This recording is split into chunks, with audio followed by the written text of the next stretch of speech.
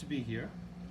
As am I. Carol and I have been friends for a few years now, kind of exchanging ideas and books and thoughts. And we thought the best way to start would just be to talk for a few minutes about each of our books, and then we'll have a bit of a conversation.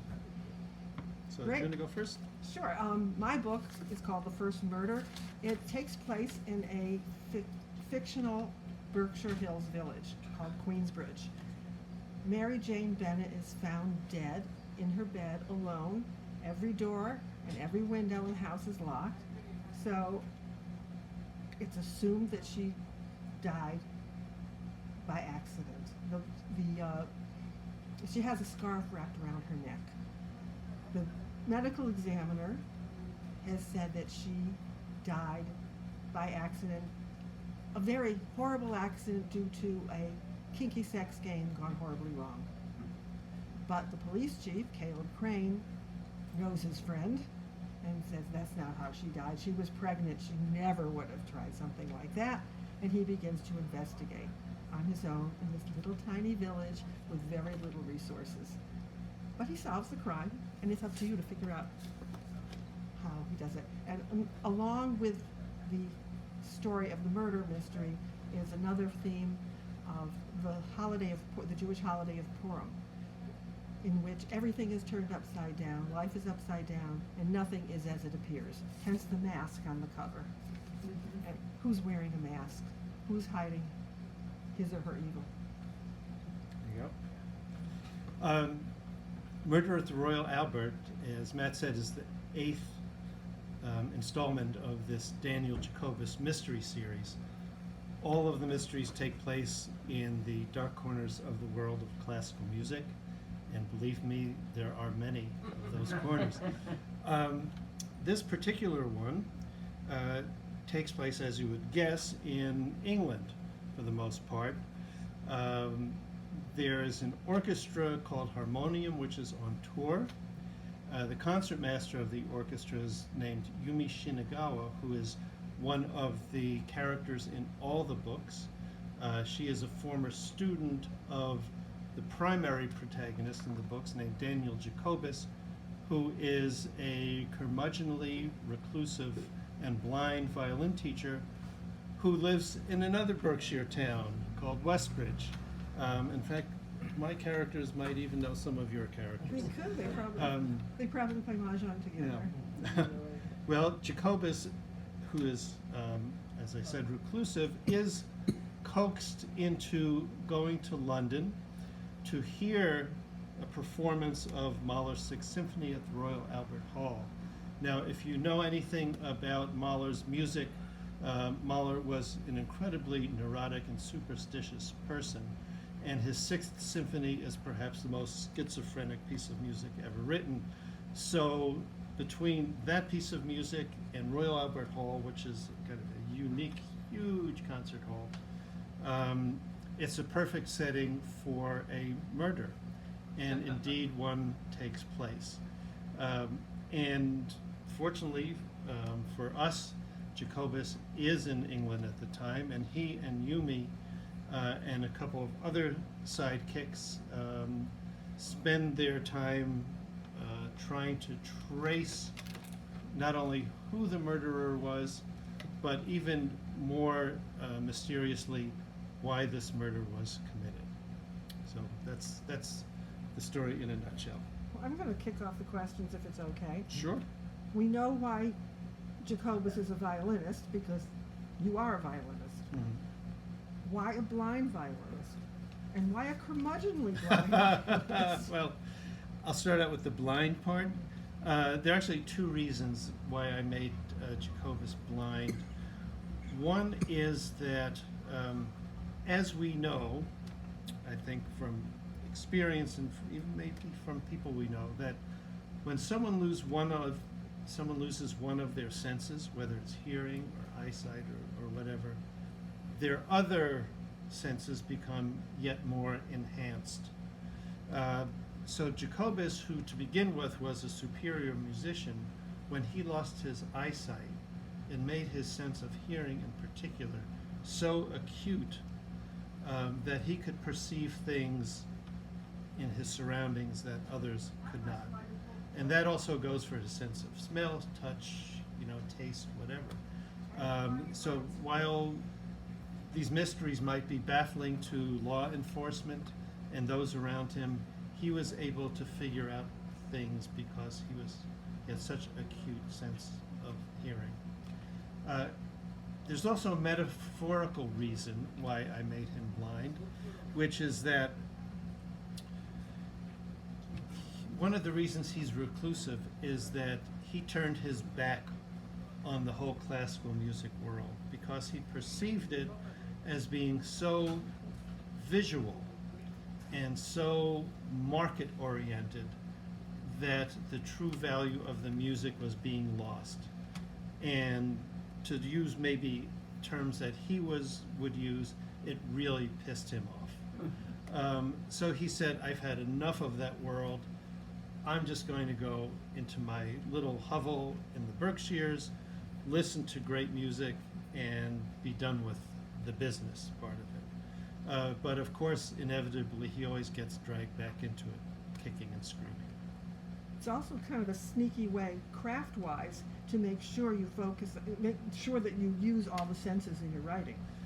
Yeah, and that was one of the challenges because I had to describe things that were taking place in the book, not visually, as most books are. It was a bright sunny day. It was whatever.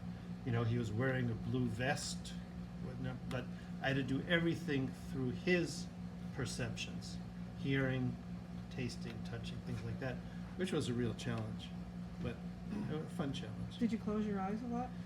I closed my eyes a lot and tried to imagine what it was like to be a blind person. And I had help with that because I have a dear friend who lives in the Northampton area who is a blind violinist. I've known her since my teenage years.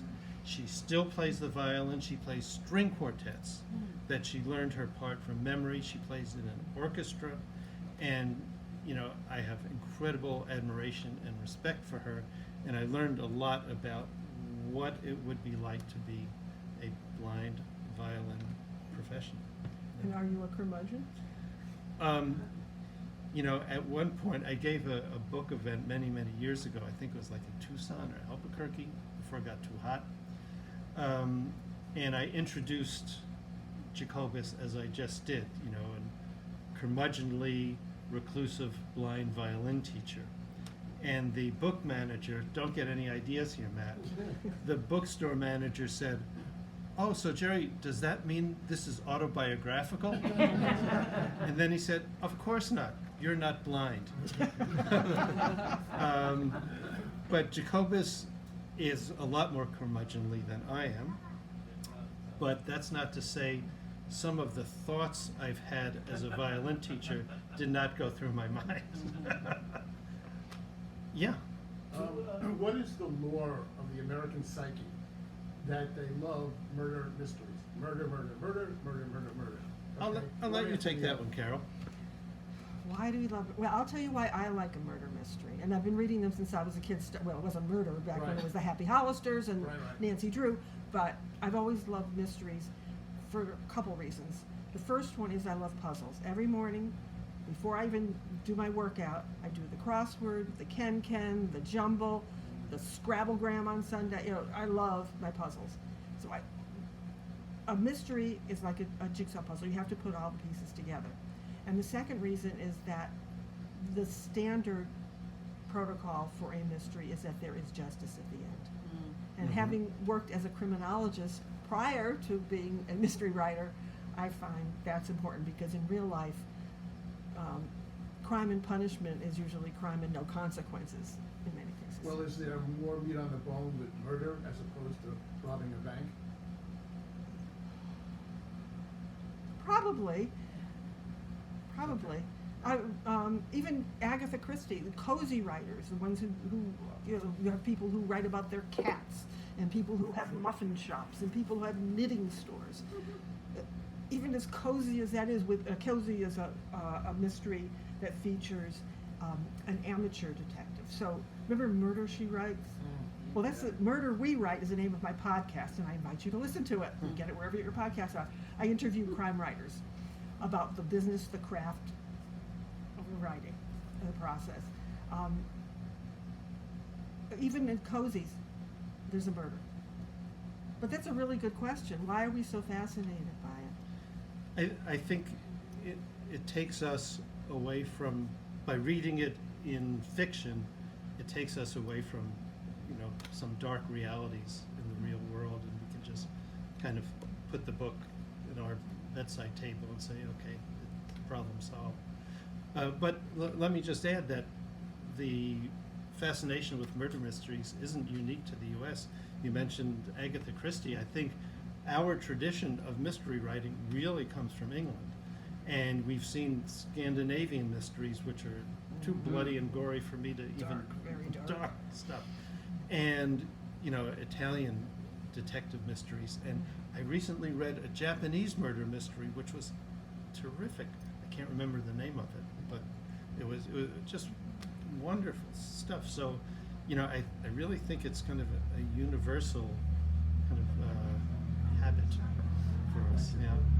The gentleman back there had a Yes, question sir. as well. Of course, our major figure in the world of detectives, Sherlock Holmes, and the way the numbers of books developed over the centuries, Arthur Conan Doyle plus other people have written about Sherlock Holmes. But your character, does he get hired by people? Does they pay him a lot of money to solve crimes? You're talking about my protagonist, Daniel Jacobus? Yeah. No, he doesn't get hired. What happens is, there will be a murder in the classical music world, and it will somehow involve someone who he's known or knows about, or someone comes to him and asks for help, and at first he says, no thanks, I don't want to be any part of it. But every time there's a little bit of a hook that convinces him to have his arm twisted to take part in it. But he always gets dragged into it, and he always tends to get into hot water himself, sometimes even being considered the prime suspect of these murders. So he has to extricate himself out of these situations, even while trying to find the culprit. And technically, your books would be considered cozies because Daniel is an amateur detective. It's unusual that a male would be the amateur detective. Well, there are definitions of cozy, Yeah. which some of them apply to amateur sleuths, but not totally. There are some, I wouldn't say restrictions, but constraints of language use in cozies. Oh yeah, you didn't have your language in cozies. My No, language no. would not fit into cozies. No. They wouldn't. I don't want my grandchildren. I spent a lot of years living in Salt Lake City, and quite a few of my students and former students were of the Mormon religion. And one of them, who's an adult with children and grandchildren soon, read Devil's Trill, expecting sort of a cozy. And she showed up at my door one day and she said, well, it was really interesting, but that language. Yeah, her face was kind of red.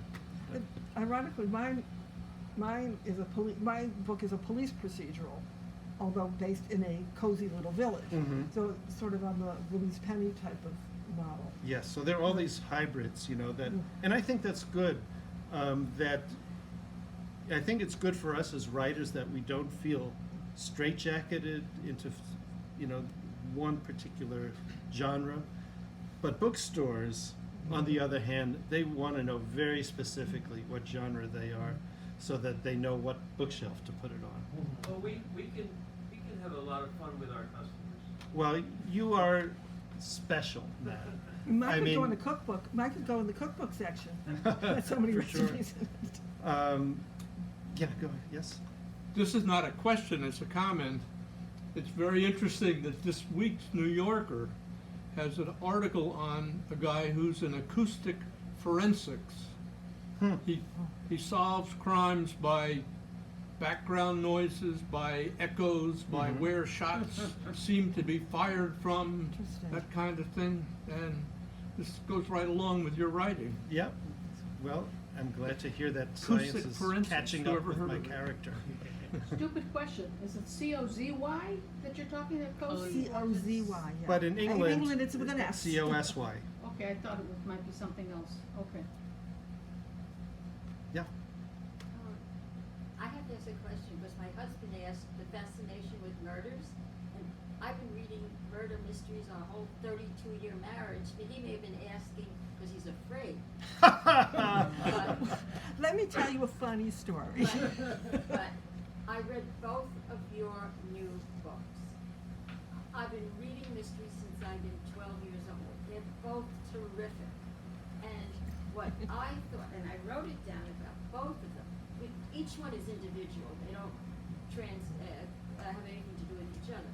Your character development in each of your books is so terrific that you can actually see the people, you want to meet them, you, particularly in Carol's book, you want to have coffee with them in a little sleepy town, and that is terrific, because sometimes you read a book and you have no idea who the people are, and I think knowing them like I do now, I just want to keep reading more of them. Didn't you tell me that West Oxbridge now needs a A diner? coffee shop. You need the Queen Bee? Yes, but I thought both of them in their own uniqueness were terrific. Well, that's a great point. Yes, in my point of view, is that books are about people. You know, you need to have a plot that makes sense. It needs to be set in a certain way, but it's really about the characters and making them really come out of the page. And the challenge of that, I'm sure Carol will agree and talk more about it, is what words you choose. I mean, words are just so critical. You can spend pages describing, you know, a person's personality and it's meaningless, but if you get like 3 or 4 of the right words, then it really, the character comes alive. The first thing they teach you in writing classes is show, don't tell. Yes. Don't describe the person, describe what they're doing, what they're saying. Now, Daniel Jacobus has a potty mouth. And Caleb Crane was raised as a Boston Brahmin, so he speaks more Sensitively. sensitively. Yeah, I wonder how you guys are gonna keep up as you continue to write mystery stories with all of the high-tech developments now in solving crimes. I mean, you, in your next books, you're gonna have to somehow address that. I mean, are you talking about about writing or about like DNA analysis, things like that? All of the above included in your books as you're talking about solving crimes, Mhm. whoever your central character is. Well, I have to tell you, I was very lucky that my brother-in-law is a pathologist, not a forensic pathologist, but he set me up with the chief medical examiner of the city of New York, who spent some significant time with me explaining how things are done. Quality time. Quality autopsy, Right. one-on-one, it was great. So yeah, there's a lot to learn, and luckily we have the internet now, but you have to be careful with the internet. You don't always get factual information. And you But, might you have know- ChatGPT to help you along as well. I There's- don't know if you there's- dare rely on that. There's an easier solution though to But back then- having to keep up with this. Set your story before these things. Right, exactly. Yeah. Exactly. Back in the days of dial telephones and typewriters. Yeah. Yes. What makes a person a murderer? Do you, now what's the, when you're trying to develop a character, Mhm. is there anything you've thought through about why some people are able to kill another person Mhm. and most of us are not. I mean, it's one thing if you're in war, I suppose, and you know, shoot the enemy, but if you're killing a neighbor or somebody, you know, what have you thought about that characterizes a murderer? Is there anything that you can Jonah? say does? Well, there's always the classic motivations: lust, lucre, jealousy, and there are political reasons. There was a whole list of motivations. Yeah. What makes someone actually do it? I mean, sometimes they're crimes of passion. If you leave the socks on the floor one more time, I might just slit your throat. There are any number of reasons that people might kill. Some are just bad seeds. Some people are like they're not well mentally. Getting back to character development, you know, in a lot of mysteries that I've read that didn't really thrill me, there wasn't a good answer to your question. And I think what's important is when you do develop the personality of the murderer, that it's not just, is he evil, is he a bad guy, you know, does he have a reason? It really has to be sort of compelling, and it has to be an outgrowth of who that person is. And as far as I'm concerned, with my villains, they're not all bad. You know, it makes the reader, you know, yes, it's a murder mystery, you want to see justice done, but you also want to think about your question, about, you know, what prompts people to do terrible things, and, you know, are we as individuals totally unlike that person? I mean, is there room for understanding, if not sympathy? You know, so I think I like to kind of dig a little deeper than just, you know, what are his reasons, you know, the primary reasons. And that's the whole key here. If you don't understand, if you don't believe why the person committed the murder, you're not going to get the whole story. Mm-hmm. If that's where character development is so important. Mm-hmm. I'm just wondering how you build the mystery. Like, do you start with the characters, or do you start with the ending, or how do you? Because there's can be so complicated, and I always wonder, how does somebody figure out all the threads to come out at the end? Oh, it's magic. Yeah. How do you start, Jerry? Well, having written 8 books in the series, it got a little bit easier because I know who the main characters were going to be for each one. But the first one was a real challenge, and whereas the 2 through 8 each took about 1.5 years to write, the first one from the first draft to publication was 12 years. And one of the reasons was that very thing. Because I had, you know, I thought, oh, here's a great idea for a story. You know, I'll throw this in personal experience, you know, that's important, you know, tell stories. But then I realized it all had to flow. It all had to connect. Every word had to have a reason for being there. And that took, for me, my way of doing it is, let me call it the joy of rewriting. I really enjoy going over and over and over and saying, no, this chapter really needs to be here. And, you know, this character doesn't satisfy the story. I'm going to have to create a new character to make sense of what's happening. So it's an ongoing process, and the more you do it, the quicker I think you realize where the flaws are and how to correct them. It's But- interesting with fiction is so much harder than nonfiction. But that's what most of the time that's what I write. I wrote my first nonfiction book was including all the research, which took 1.5 years. The book took less than a year. This thing, I started it, put it aside, I said, back and forth, took 10 years. God willing, there's a sequel, and it will take less than 10 years to write because I may not be around in 10 years. Who knows? Did you guys ever consider not solving it at the end Mm. and either rolling it back or leaving it up to the imagination of the reader? Well, one of my stories, and I have a bunch of short stories I've written. Right. One of them ends up in smoke.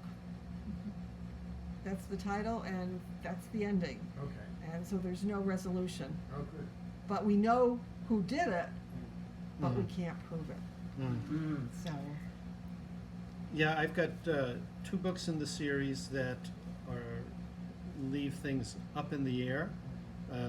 Death in the Maiden and Death and Transfiguration, the 3rd and 4th books in the series. Yeah, leaving the readers with a question mark, and leaving Jacobus with his own question mark. Then how So- does he come to the next novel? Fresh. Um, How do you do that?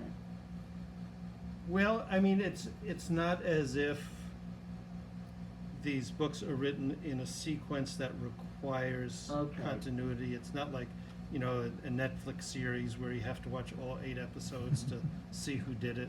You know, each one has an ending. Some are, you know, total end, you know, end of story.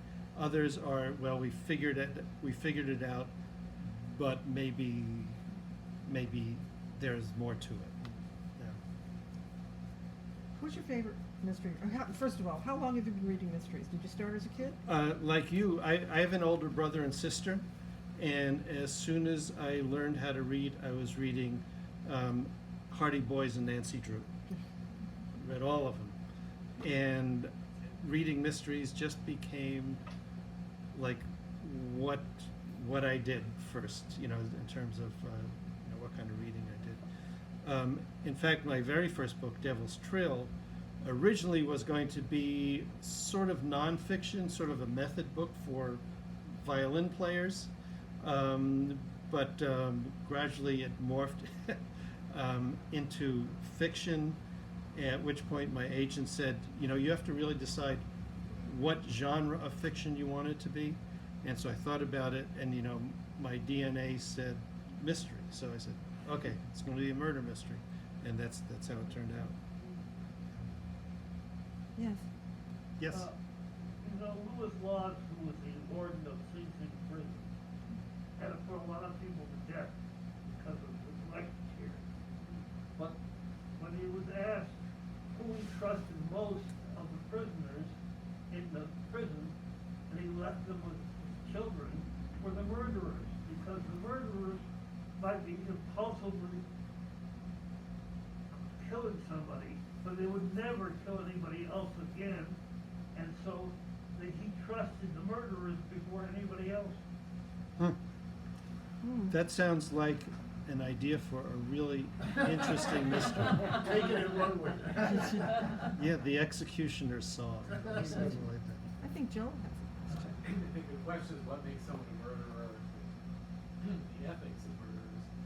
I think what I find interesting on these type of both your books is that anyone can be a murderer. Yes. It's not what Yeah. makes a murderer, Yeah. but what among us makes us not murderers. Hmm. Comment on it. That's a question for the ages, isn't it? But that's where the idea of the red herring enters. Oh, that's That everyone could conceivably be a murderer if pushed in a particular direction. And you know, some mysteries are so full of red herrings that after a while you say, all right, you know, we get it, you know, you're trying to get us to guess. But you know, some people's motivations to do bad things are powerful and not just limited to the actual perpetrator. So yeah, it's something we play around with as we're writing. I want to ask you about your settings. Obviously, you know the Berkshires. Mm-hmm. other places, have you spent enough time there to know them well? For example, London. I mean, you must have traveled a lot with the symphony. Mhm. So have you, or do you need to do extra research to look at street maps, things like that, to know where this coffee shop is and that bookshop? Well, the good thing about fiction is that you can make up anything you want, and no one's going to sue you. But yeah, my settings are many of them are based on places that I've spent a lot of time in. In fact, Royal Albert Hall, I mentioned Mahler's Sixth Symphony. It was at a rehearsal of that with the Boston Symphony in 2017 that gave me the idea to write the mystery. And a year later, a couple of years later, my wife and I had a vacation in East Anglia, England, which is where a lot of the book takes place. So all those were very helpful. And I will say that, add one other thing, this is just an aside, is that there's an audiobook version of Murder at the Royal Albert, and it contains excerpts of live performances of the Boston Symphony and other musical luminaries, including an excerpt of the live performance of Mahler's Sixth at Royal Albert Hall that I'm playing in. So, I mean, that really connected setting and plot with me. But yeah, I've spent time in Japan, I spent time in Europe, and in Peru, where some of my books take place. And having been there and actually having lived in these places really makes it easier to get at the real richness of those settings, as opposed to just doing it via research or, you know. The author Anne Cleves, who wrote the Shetland series and the Vera series theme, and there's another one, The Long Call.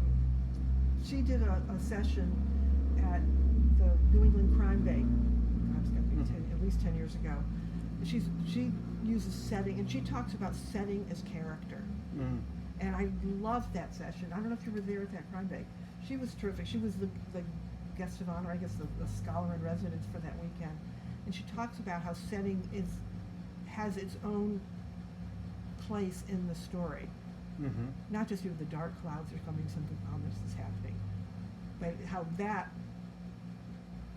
where it is and how it's depicted, how it's described, can really influence what happened, what the mood of the characters is on any particular day. And the same thing goes with music. In Tanglewood, when they have film night, they show how if it's a lilting melody, something humorous is going to happen. Or if it's dark, you can hear dun-dun, dun-dun.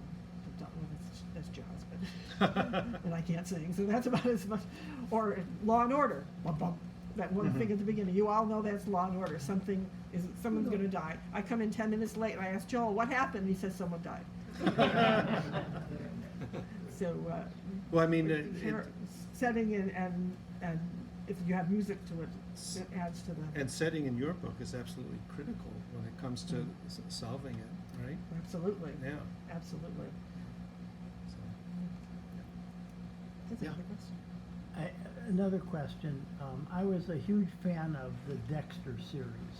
I don't know if people watch that. He was a serial killer who only killed other Right. serial killers.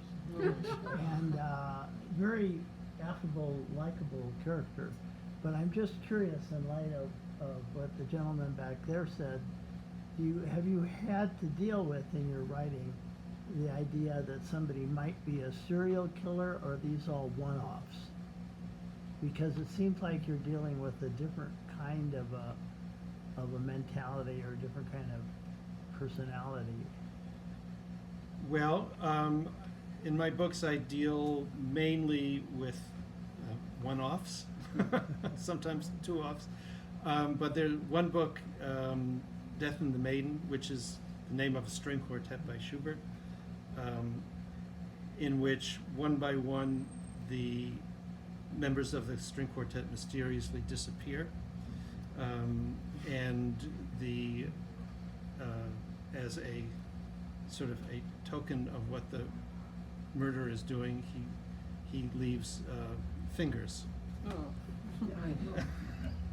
Sorry. Sort of a twist on Uh, Agatha Christie's and then there were none. Yes, you know, Agatha Christie is famous for the locked box, The locked room, yeah. locked room Yeah.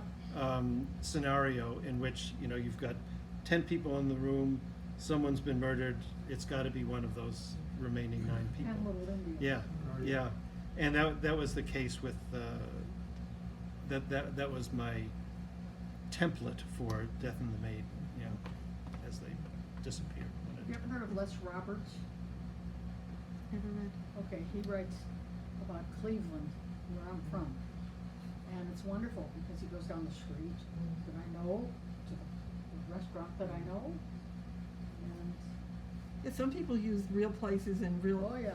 real things. I mean, I have a mixture. I have Tanglewood there, and I have the 413 Ale. Those are real things, but then Queensbridge doesn't exist, although it probably is right next to Westbridge. I Yeah, didn't realize- or it might be one and the same, Could be. actually. And several people have said to me, "Oh, I know exactly where this is. This is Stockbridge, isn't it?" No. I know these are Cleveland. I know the street. Yeah. And Mad Creek. And Yeah, you know, the question was asked about, you know, perceiving things as a blind person. My first book, Devil's Trill, a lot of it takes place in New York City. And one of the things I did was, you know, in New York City, Manhattan, all the streets are a grid. You know, I counted the number of steps between blocks. And so that when Jacobus was walking in New York City, he knew exactly when to stop at street corners, you know, and he would, you know, just inherently count the steps and knew when to stop and things like that. So, yeah, little devices like that It helps. help. And some people do all their research online, and I think there's something missing there. You don't get the flavor of a place when you do the research online, because there's certain. I'm not blind, but well, half blind with it. Can't see very well, but there are certain fragrances, particularly. I'm thinking of walking down the street in Jerusalem. There are sounds. The light is different. The sound is, and the smells of different foods. That there's only one place. In fact, one time, my daughter and I were leaving the orthopedist after she had broken her foot, and a bus came by belching diesel, you know, the fumes, and I said, "What does that smell like?" And she said, "Jerusalem." Hmm.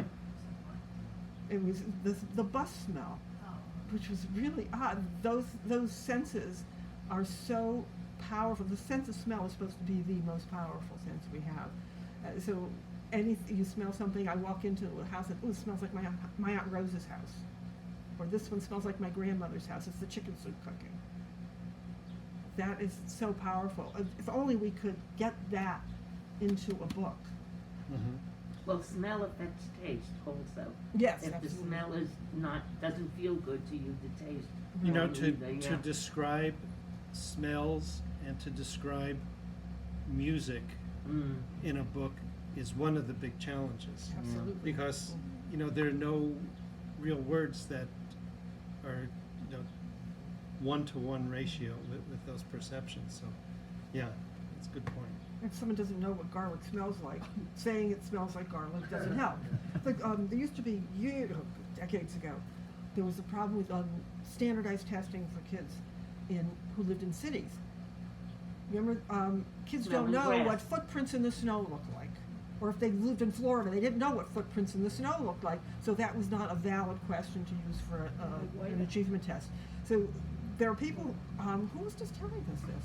Oh my God, who were we talking to? It said, oh, at lunch today, our friend Barbara was saying that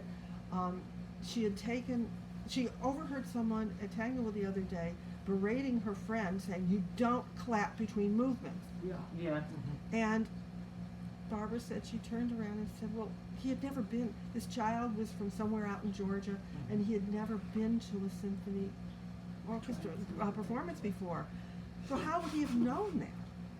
So there's so much to learn. That's why reading is so important. And you know, that child was so excited that he came back again. You saw him the very next week, and he sat and did not applaud after a movement, but he was so mesmerized by the entire Might I tango say- experience. Dissenting opinion. As a performer, I have never discouraged anyone from applauding at Right. any time whatsoever. Okay. Thank you. Okay, that's my editorial comment for the day. So, any other questions?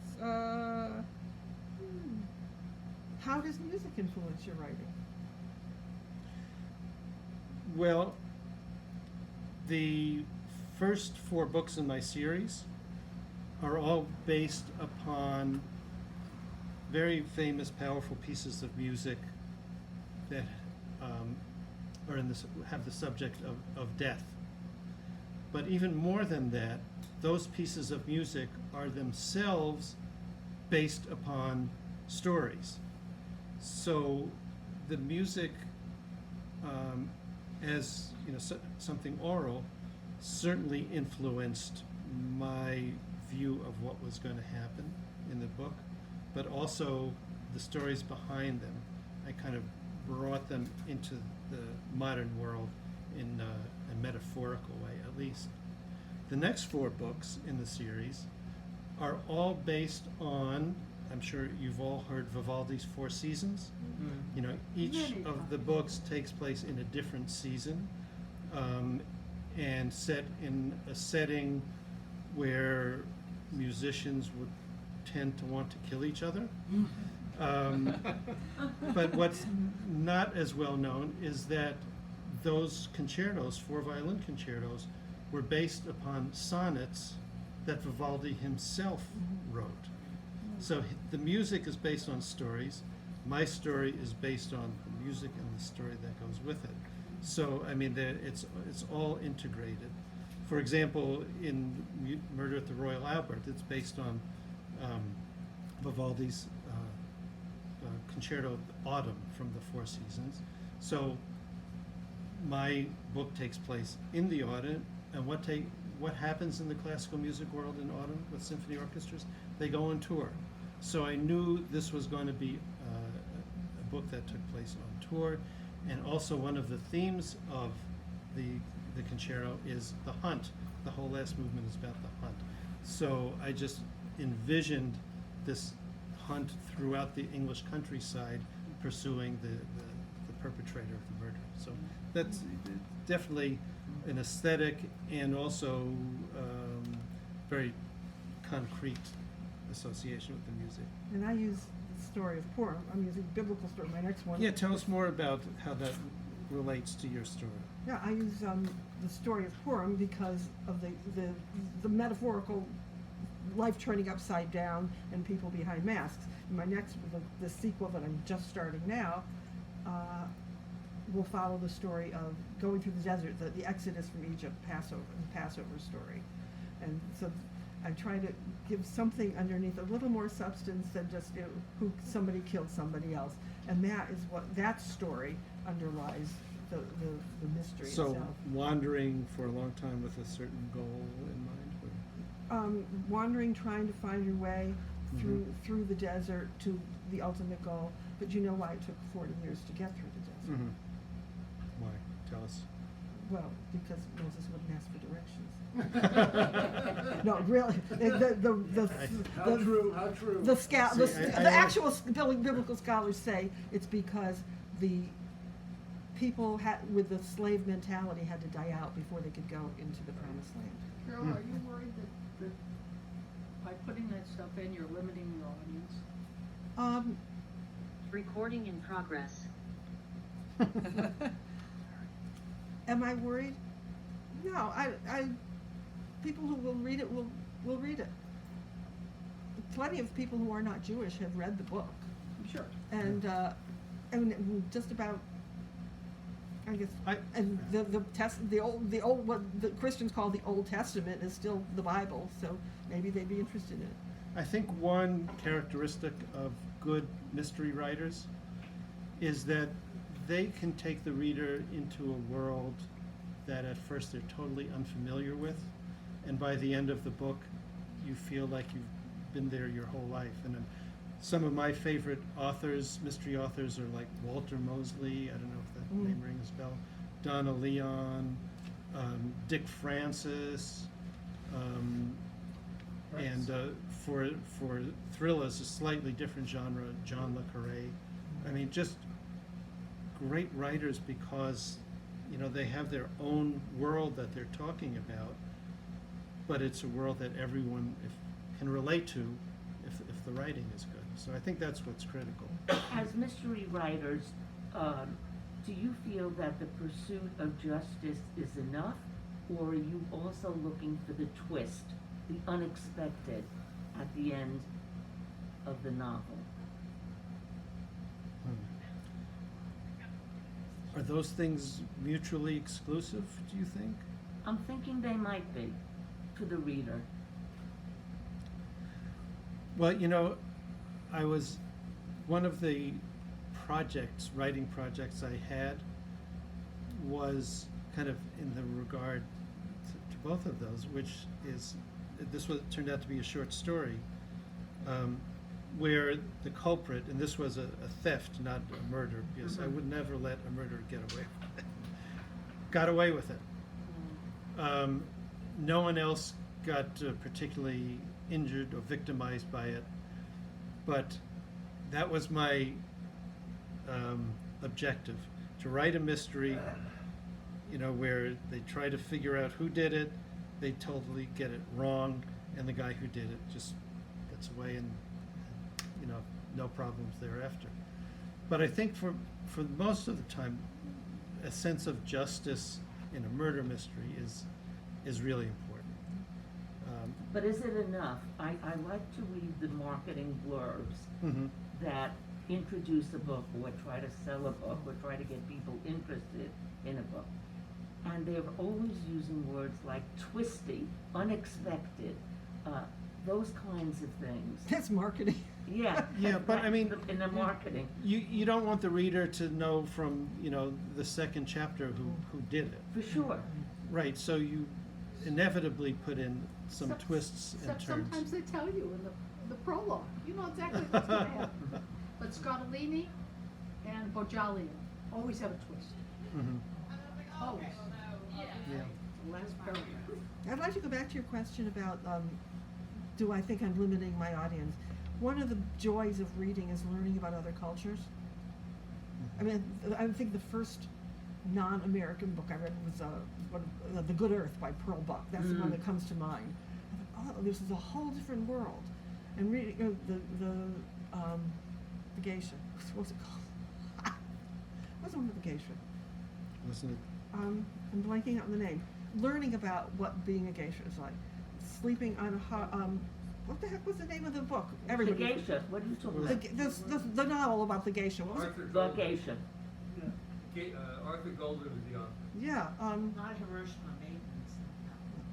Blanking out on the name, but I learned that The geishas geisha sleep is named- with their heads on these hard blocks. I mean, just learning about other cultures, I think is a benefit to everybody. But to me personally, I love learning about other places. I love traveling and going to those places. And in a book, you can travel without leaving your recliner chair. Yeah.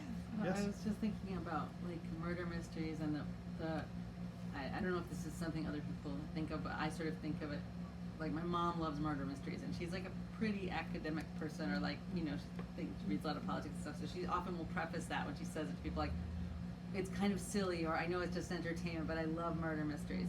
And like Like we're embarrassed, right? yeah, like it's like an indulgence, and I just wonder what you might say about sort of the spectrum of like from entertainment to like high meaning. Like, where do you find the meaning in your, and what do you think is like the bigger ideas or the reasons that you love to write these books?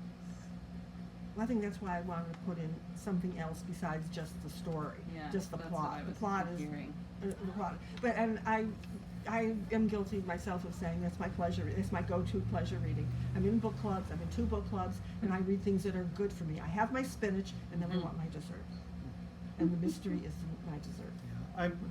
I don't aspire to writing profound literature. I primarily want the reader to be entertained and enjoy it. I do try to develop characters so that they're sympathetic and believable. I rarely approach political, hotspots. Though I have to say, when I was writing Spring Break, it was during the Me Too movement, and a lot of college campuses were seeing young women coming out who had been victimized, including, I was living in Salt Lake City at the time, University of Utah and Utah State University. And it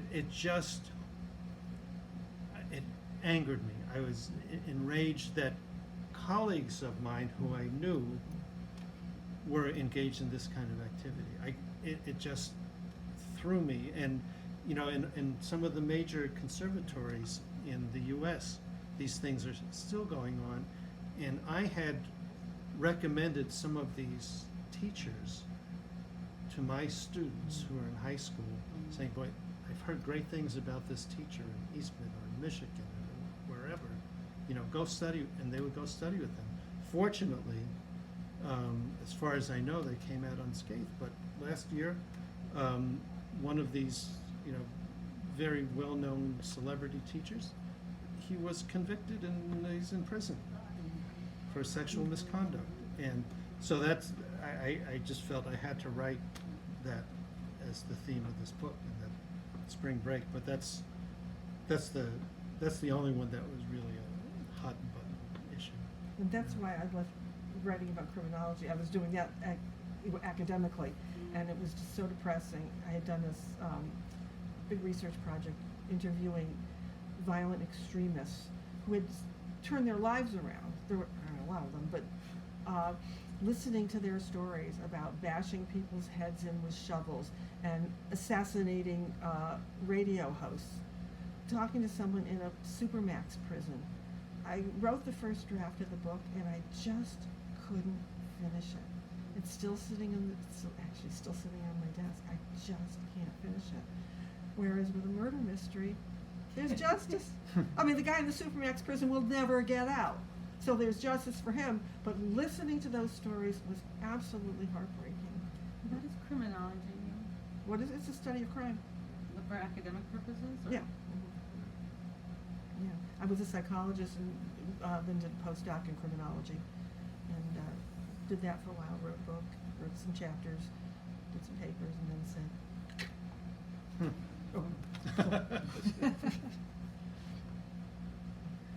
Matt, how are we doing for time?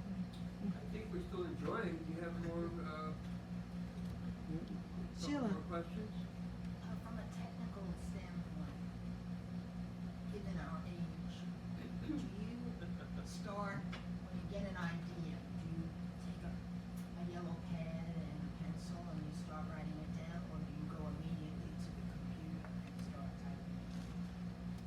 I'll let you go first. Some people's writing habits are really admirable. Like every day they say, okay, I'm going to write from 9 till noon, and that'll be it. I've never been able to do that. Part of the reason for that is that my schedule as a musician has been so crazy that I could only write when I had spots of time to do it. So my method is I would get ideas, driving in the car, or walking in the woods, or even don't tell this to the conductor while we're rehearsing. So I'd have these ideas, and when I had a moment, I would write them down on a little scratch paper, like maybe just 3 or 4 words to remember the idea. And then when I would have time, I would sit down and have something to write. I've never been good at saying, okay, I've got 3 hours now, what am I going to write? I always have to have it in my head before I get started. And then do you go to the computer, or you just? These days, primarily on the computer, because it's so easy to edit and cut and paste and things like that. But back in the day, I had lots of notebooks filled with a lot of scroll, double spaced. Edith Wharton used to write in bed. I have little scraps of paper. I have two ways of doing things. I have a legal pad, but if I'm not near a legal pad, I have scraps of paper, and I would stick them, I'd get an idea and I'd stick it in this envelope. And once a year I'd open up the envelope and all the little scraps of paper would come out. I said, what the heck does that mean? I have no idea what I wrote. But when I actually have an idea, then I do write it on the legal pad. Then I get to the computer. I try to, right now I'm doing this, there are two parallel stories of the new book. So this is storyline 1 and this is storyline 2, and that's as far as I've gotten. I've got a friend in Seattle who writes in the same genre as we do. And in his backyard, he has an old Airstream camper van where he does his writing, and lining the walls of his Airstream are Post-it notes about his book. And what he does is, you know, he constantly writes these Post-it notes and rearranges them depending on the chronology he wants and the characters and things like Like that. a storyboard. Sort of like a Yeah, storyboard, yeah. storyboard, big storyboard. Different techniques. Everybody has.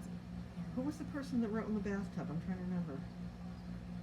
Was it Elmore Linton? He died in his book. Who is the famous author from Oxford, Mississippi? Just Oh. Faulkner? Faulkner. Faulkner. Yeah, I visited Faulkner's house when I was down there once, and it's like a museum now. And he would actually write on the walls, you know, just, you know, in big handwriting, just all over the walls of this room. And So that's another way to do it. And Ernest Hemingway in Havana, we went to his house, and you're not allowed in, but you can look in. And we had read, before we went to Cuba, we went to, I read a bunch of books about it, and one talked about his writing, his weight. He would mark his weight on the door jamb, and sure enough, because he was sick at the time, and he kept marking down his weight, and there it was. It had Losing nothing to weight. do with his writing the book, but you see that part of his life was so consumed with his health that every day he would weigh himself and mark down on the wall what his weight was. Different ways of, Well, he had this terrible accident, the airplane crashed, broke his back. Well, okay, thank you. I think this does it. Can I ask a question to the audience? Is that Sure. fair? Okay, since somebody said that everybody's capable of murder, I'm not gonna ask if anybody's ever murdered anybody, because, you know, that's not appropriate. But I'm wondering how many people here have ever known someone who was murdered? And I have a second question. yeah. Okay, so there's 2 people at least, right? How many people here have ever known somebody who murdered somebody? Oh my God. 1, 2, Wow. 3. Anybody else? No. That's a pretty significant percentage out of a small group. Anyway, I was just curious since. And could you write a book about it? And before you guys all leave, Carol and I are very happy to sign books. Right, Matt? Yep. Very happy. So, Thanks again. Thank you again. thank you. Thank you so much for coming. Thanks for that. I like this program very much.